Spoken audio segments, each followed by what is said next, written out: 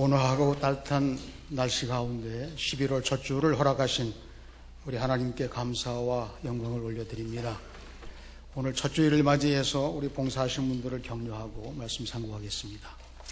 우리 귀한 찬양으로 영광을 돌리신 성가대에 감사를 드리고 지금 아래층에서 열심히 우리 자녀들을 지도하고 있는 교사들을 위해서 감사드리고 또 차량 안내 봉사하는 청장년과 그리고 신교실에 봉사하고 있는 우리 여성교회와 그리고 여러 곳에서 수고하는 모든 분들을 위해서 우리 감사와 격려의 박수를 뜨겁게 한번 드리겠습니다.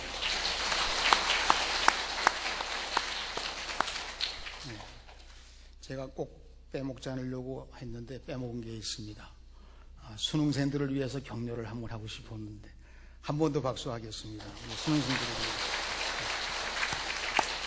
이번 주 한 주간 동안 우리 수능생들을 위해서 특별히 기도하는 주간이고 또 다음 주일에는 직접 또 안수기도 하는 순서도 마련되어 있습니다. 우리가 살아가면서 여러 가지 방법으로 유익하고도 또 행복한 생활을 합니다. 좋은 방법으로, 때로는 나쁜 방법도 있습니다. 쉬운 방법도 있고 또 어려운 방법도 있습니다. 우리 사람의 방법이 있는가 하면 하나님의 방법도 있습니다. 하나님이 우리 예수 안에 있는 모든 사람들을 행복하게 하시려고 우리들에게 주시는 방법이 있는데 그 방법이 바로 감사입니다. 그래서 감사는 하나님이 주신 방법입니다. 이런 주제로 오늘 말씀을 함께 상고하면서 은혜를 나누고자 합니다. 일찍이 철인 아리스토텔레스는 인간의 마음 중에 가장 쉽게 늙는 부분이 있다면 그것은 곧 감사하는 마음이다. 이렇게 재미있는 표현을 했습니다. 그래서 대부분의 사람들이 감사 불감증에 살고 있다. 이렇게 가르쳤는데 여러분, 우리가 늘 젊게 살아야 됩니다만 특별히 감사하는 마음이 젊어서 우리의 믿음 생활 속에 하나님의 방법으로 감사함으로 영광을 돌리며 복되게 살아가는 우리 모두가 되시기를 축원합니다. 20세기의 최고 투자자로 알려진 존 템플턴이라는 분이 많은 재산을 모았습니다.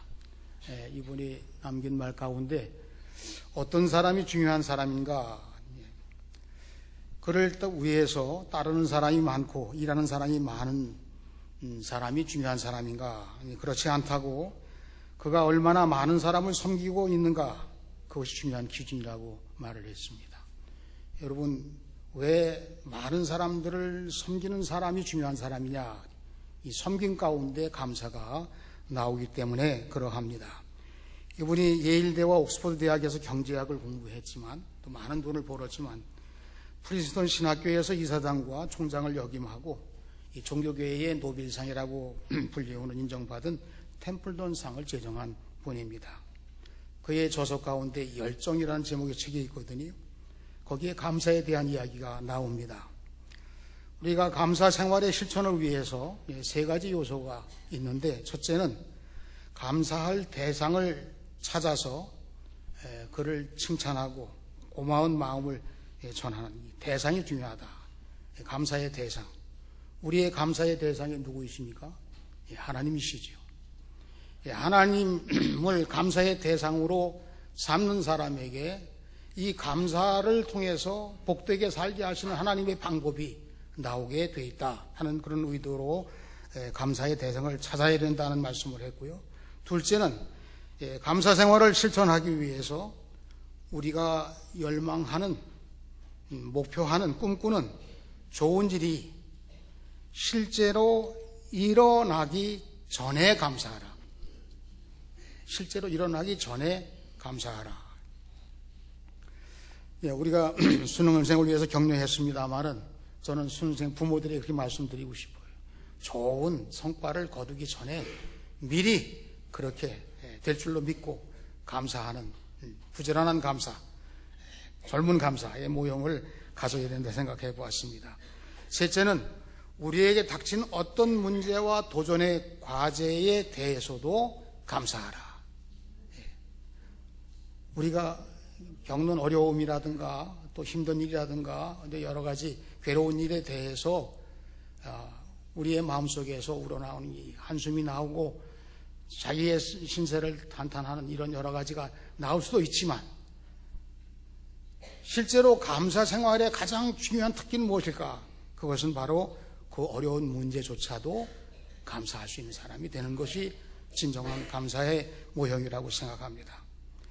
감사의 대상, 하나님 도우신, 미리 감사하며 어떤 문제에 대해서도 감사할 수 있는 사람, 이런 사람을 우리가 오늘 말씀의 주제로 삼는 범사에 감사하라, 이 하나님의 뜻이다, 이 말씀으로 연결시켜 볼 수 있겠습니다.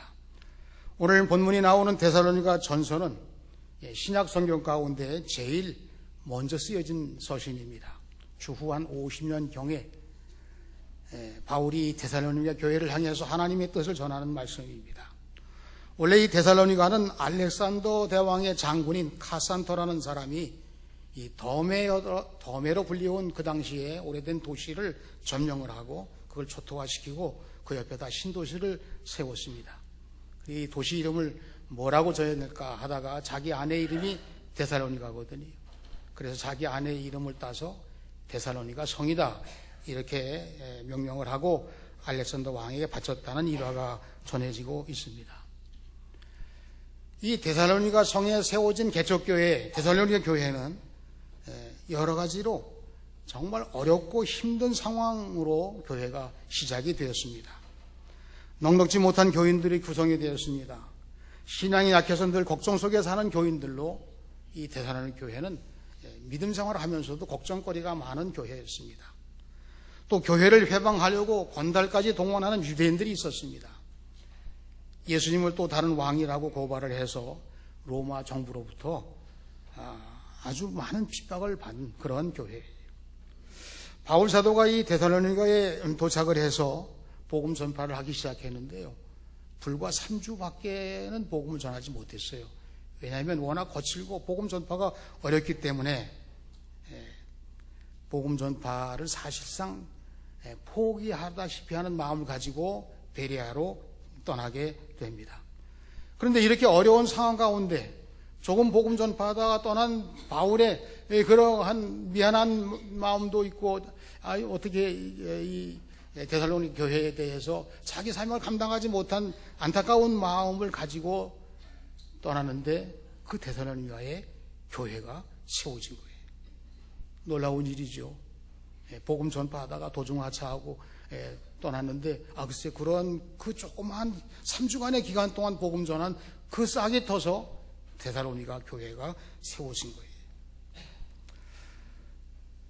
바울은 이 어려운 형편과 짧은 교회의 역사와 회방하는 자들, 악한 자들, 어려운 여러 가지 상황 속에 세워진 이 데살로니가 교회에 대해서 미안한 마음, 그리고 어떻게든 이 교회가 교회로 성장했으면 좋겠다는 그런 애착을 갖는 마음을 가지고 전해오는 소식을 듣게 되는데, 거기에 오늘 말씀으로 이 데살로니가 교회를 향해서 하나님 말씀을 전하는데, 여러분들을 향한 하나님의 방법이 있습니다.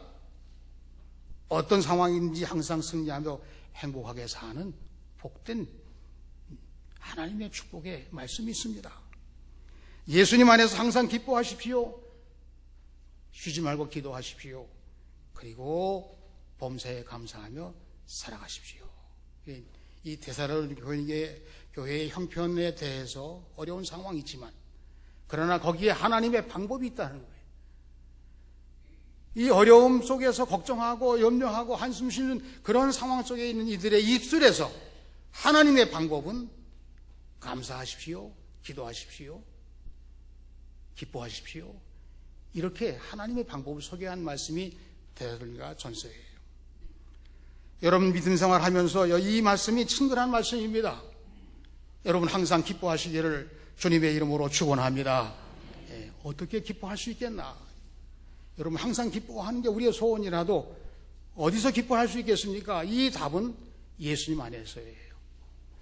여러분 우리 교회에도 영아들을 위해서, 영유치부를 위해서 제일 교회의 노른자의 자리에다가 교실을 마련하고, 새로 아기가 태어나게 되면 교회에 처음 오는 날 제가 여기 영접을 해서 예배 끝 무렵에 축복 기도를 첫 발자국부터 일평생 동안 주님 안에서 살아가기를, 하나님께서 복 주시기를, 그리고 하나님께 주시는 행복한 삶을 통해서 많은 사람들을 기쁘게 하는 하나님의 백성으로, 주의 제자로 살아가기 위해서 기도를 합니다.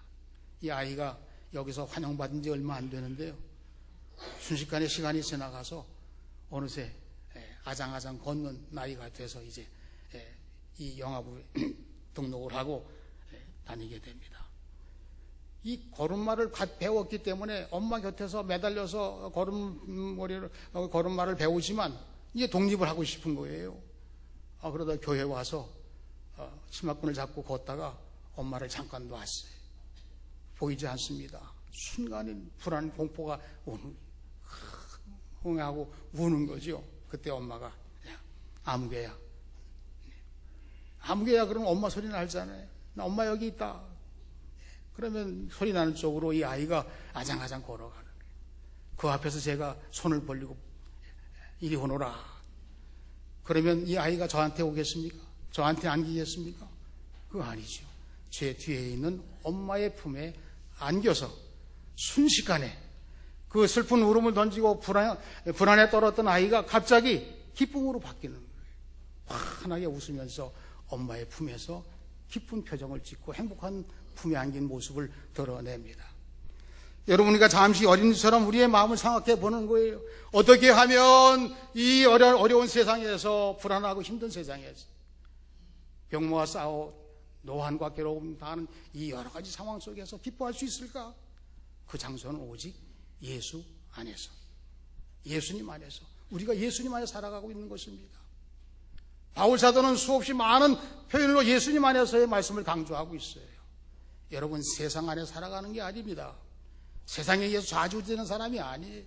우리는 예수님 안에서, 예수님이 나의 전부이기 때문에 항상 기뻐하는 삶을 살아갈 수 있게 되는 것입니다.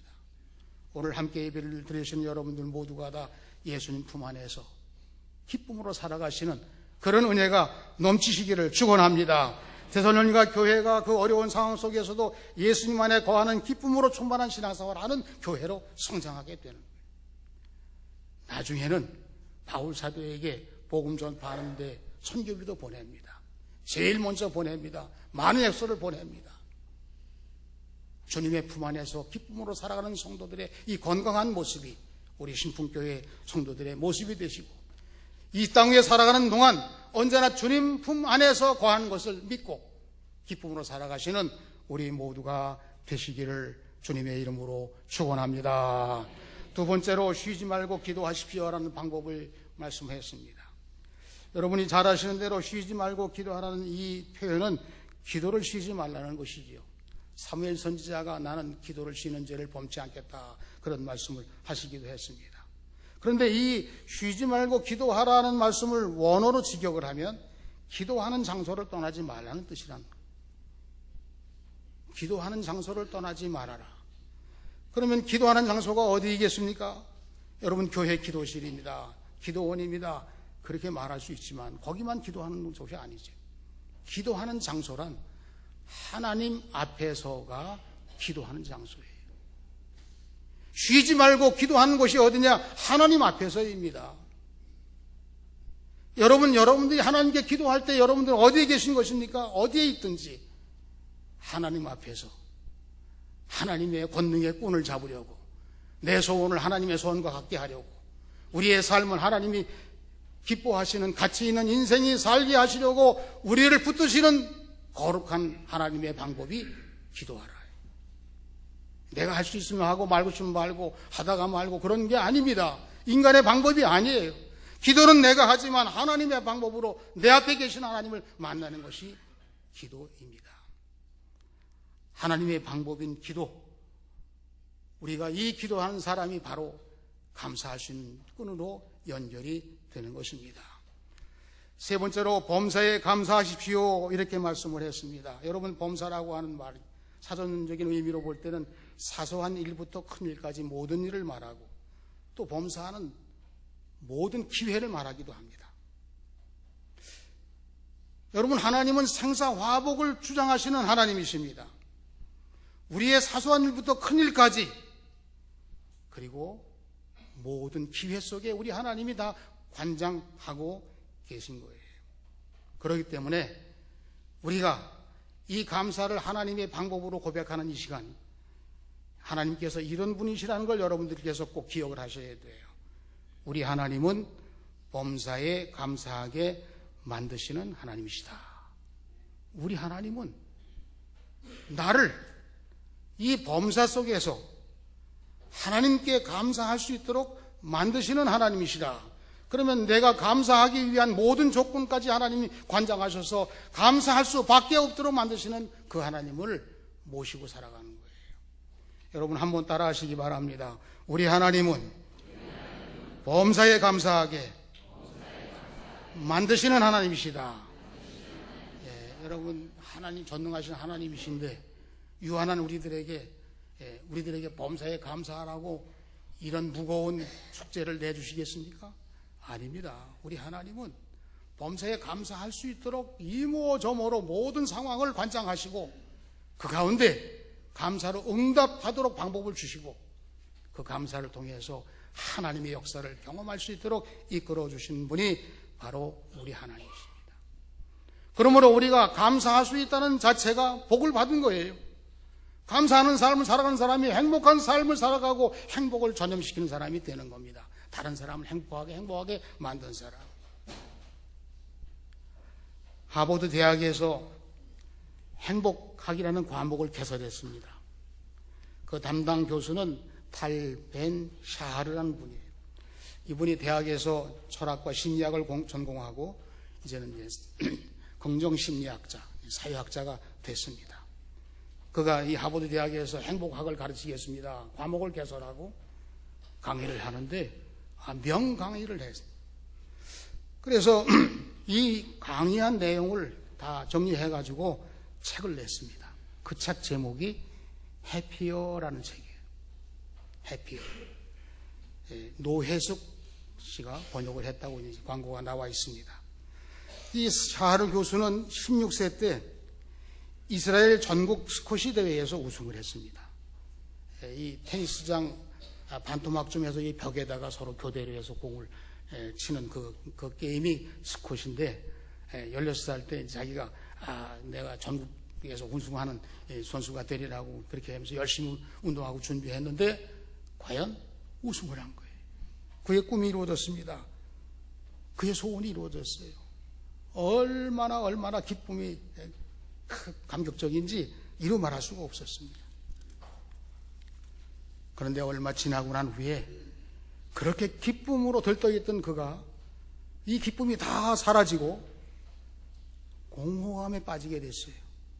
엄청난 공허함에 빠져서 그동안 내가 이 스쿼시 경기를 위해서 많은 시간을 소비하고 많은 훈련을 쌓고 그리고 그 마음속에 간절히 하고 남보다 더 많이 훈련을 하고 애써왔는데 그래서 성취한 이 우승이라는 성공을 가지고 수없는 시간 그 기쁨이 계속해서 넘쳐 흘러야 되는데 그게 아닌 거예요. 여러분 어떤 목적이든지 아니면 목적지이든지 거기에 도달하게 되면 우리가 만족하고 그리고 평온하고 그리고 행복할 것 같지만 그게 아닌 거예요. 목표를 달성하면 얼마 안 돼서 목표를 달성하면 행복한 그런 감격 속에 있지만 얼마 안 돼서 옛날 수준으로 다시 내려와요. 보통 수준으로 내려오는 거예요. 그러면 반대는 어떻겠습니까? 어떤 사람이 교통사고를 당해가지고 이 건강한 신체가 다리를 다쳐서 한동안 못 쓰게 됐다고 한다면 이 마음껏 활동하던 그가 이 다리를 절면서 자신의 신세를 한탄하고 상대방 차량의 가해 차량에 대해서 원망하고 그리고 괴로운 시간들을 보내는 그런데 한 시간이 점점 지나서 한 1년쯤 되다 보게 되면 비록 그 다리가 완전히 낫지 않았더라도 예전 수준으로 다시 행복 수준이 올라가는 거예요. 행복 수준을 높여놨는데 도로 내려오고 행복 수준이 땅에 떨어졌는데 다시 올라와서 수준이 정상적으로 돌아와요. 그러고 보니까 이 샤르 교수가 생각하기를 행복 수준을 어디다 놓느냐에 따라서 그 사람이 행복하냐 아니냐라고 그렇게 마음속에 경험을 하게 되겠구나. 그러면서 이 연구를 하기 시작했습니다. 행복 수준을 어디에 놓느냐라고 하는 것을 생각해 보는 거예요. 요즘 산을 좋아하는 사람이 많습니다. 이 등산하는 사람들이 다 전날 밤부터 마음이 설레는 거예요. 내일 어디 도봉산에 올라가자. 다 옷도 준비했고, 또 등산 가는 사람에게 연락해 같이 가자 하는 사람이 있는가 하면 등산 안 가는 사람에게도 전화해가지고 나 갔다 온다고 그렇게 얘기도 하고. 그래서 등산하면서 올라가면서, 근데 이 사람이 등산한 그 행복을 정상에 놓은 사람은 어렵게 올라가서 정상에 올라가서 행복을 맛보는 순간 다시 내려와야 되잖아요. 그런데 어떤 사람은 등산하는 처음 출발부터 산에 계속 오르는 시간들에 대해서 나는 이게 행복한 거야 그러면서 행복순을 거기다 맞춘 사람은 끊임없이 행복한 시간을 보내게 돼요. 여러분, 우리가 하나님께서 주시는 감사의 방법을 통해서 끊임없이 감사하면서 행복을 맛보자고 한 이 성경 말씀이 하나님의 방법이라는 거예요. 이 해피어라는 책에서 사람이 기본적인 의식주가 해결되어 행복을 맛볼 때는 불행을 설명하기가 쉬웠어요. 왜냐? 먹고 입고 그리고 거주할 수 있는 곳이 마련되어 있으면 행복하다. 그것이 마련되지 않은 사람은 불행하다. 불행한 것이 쉽게 판별이 됐는데 사람 생활 수준이 높아져가지고 이제는 거주하는 집도 그리고 입을 옷도 패션에 맞추어서 그리고 먹는 양식도 무공의 식품을 찾아서, 그러니까 이 먹고 입고 살아가는 이 모든 삶의 문제가 어느 정도 충족되면서 어떤 과제가 또 다가오게 됐냐 하면 불행을 설명할 수 있는 방법이 매우 어려워지게 된 거예요. 어려웠을 때는 그것을 해결하는 방법이 행복인 방법을 찾고 그 다음에 그렇지 못한 것이 불행이라고 이렇게 쉽게 판별이 됐는데 이제는 살 만큼 살다 보니까 불행을 설명할 수 있는 그런 방법이 마땅하지가 않아요. 그래서 오는 착각이 뭐냐 하면 모두가 불행하다고 살고 있다는 거예요. 여러분들이 지금 살만한데도 불구하고 행복하다고 하는 감각보다는 나는 다른 사람보다 못하다고 말하고 나는 지금 건강이 여의치 않고 나는 이렇고 저렇고 해서 그래서 내가 불행하다고 여기며 살아가는 거예요. 그래서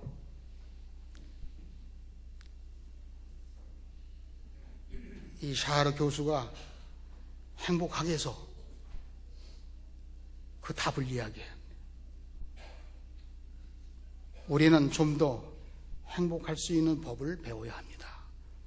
이게 행복하게 주제예요. 행복할 수 있는 법을 배워야 합니다. 그러면서 그 뒤에 나오는 이야기예요. 성경에도 나옵니다. 범사에 감사하는 것입니다. 성경을 말하려고 한 게 아니에요.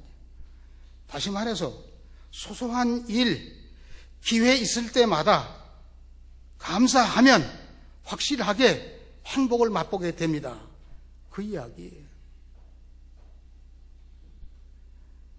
여러분, 하나님의 방법이 감사라고 말씀을 드렸습니다.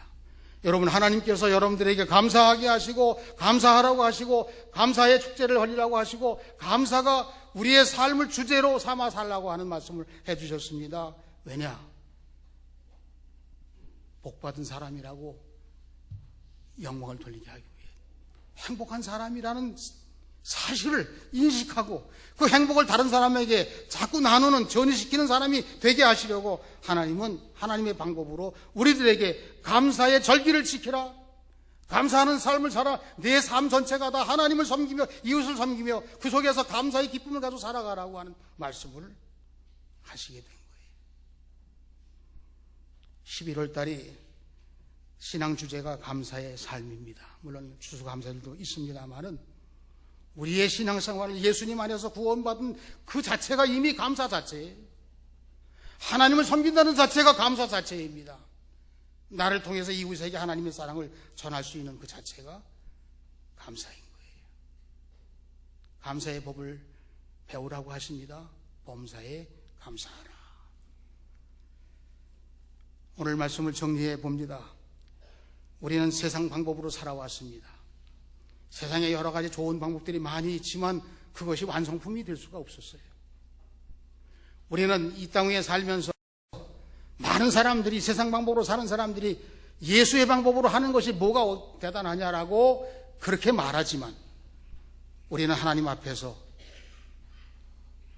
하나님과의 그 거룩한 끈을 가지고 기뻐할 수 있고 감사할 수 있고 우리의 삶의 가치를 높여서 이 땅 위에 하나님 나라 완성을 위해서 쓰임받는 가장 소중한 하나님의 백성들로 살아가는 그러한 하나님의 방법으로 살아가는 거룩한 성도, 바로 오늘 우리 모두가 되시기를 주님의 이름으로 축원합니다. 예수님 안에서 기쁨을 맛보시기를 축원합니다. 하나님 앞을 떠나지 말고 늘 평안하시기를 바랍니다.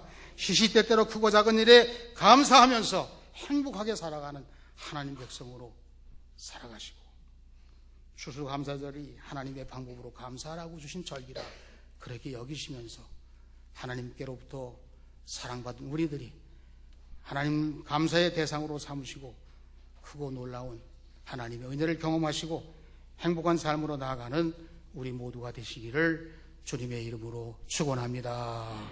축원합니다. 기도하겠습니다.